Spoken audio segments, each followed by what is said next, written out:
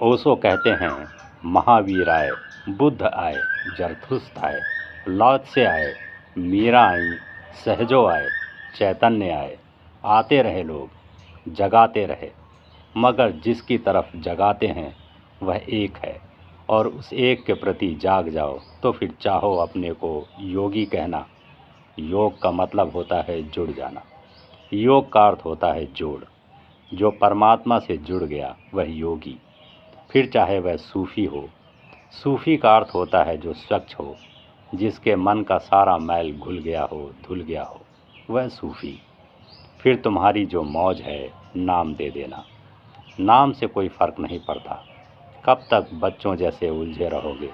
सब माटी के खिलौने हैं। माटी के खिलौने से बहल जाते हैं लोग। जागो, थोड़ा विस्तार देखो। संकीर्णताओं का रोज़ रोज़ जाल देखो और उसे तोड़ते चलो। कितनी ही पीड़ा हो, मगर संकीर्णताएं तोड़नी ही है। तभी तुम जान सकोगे जीवन का परम सत्य। उसे जाने बिना कोई मुक्ति नहीं, कोई मोक्ष नहीं। सुना है एक पैगंबर इस्माइल अलैहिस्सलाम भोजन करने समय किसी न किसी को अपने साथ बिठाकर भोजन करवाते थे। कभी अकेले नहीं खाते थे। एक दिन वे खाना खाने बैठे, दस्तरखान सजाया, लेकिन साथ खाने के लिए कोई न था। इंतज़ार करते रहे और तभी उनकी नज़र एक 70 वर्ष के बूढ़े पर पड़ी। खुशी से दौड़े उसे बुलाया, वजू करवाया। वजू करके जब खाना खाने बैठे तो उस बूढ़े ने बिस्मिल्लाह कहे बिना ही खाना शुरू कर दिया। इन पैगंबर ने उनके हाथ को रोक दिया, मुंह को कौर को मुंह में न जाने दिया। कहने लगे, बिस्मिल्लाह किए बगैर खाने नहीं दूंगा, अल्लाह का नाम लेकर शुरू करो।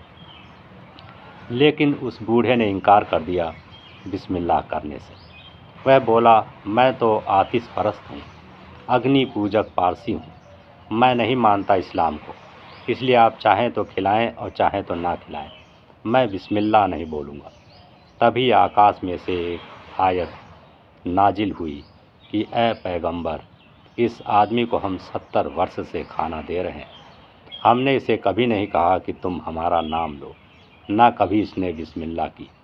फिर तुम क्यों इसे खाने से रोक रहे हो? सिर्फ एक दिन खिलाने में भी तुम शर्त लगा रहे हो। यह आवाज़ सुनी तो पैगंबर रोने लगे और उस व्यक्ति से बोले, मुझे क्षमा कर दो और खाना खाओ। धर्म में कोई शर्त नहीं, कोई सीमा नहीं। राम कहो, रहीम कहो, अल्लाह कहो, ओंकार कहो। कुछ ना कहना हो तो कुछ ना कहो, मौन रहो। अग्नि की पूजा करो तो भी उसी का प्रतीक है, जल की पूजा करो तो भी उसी का प्रतीक है।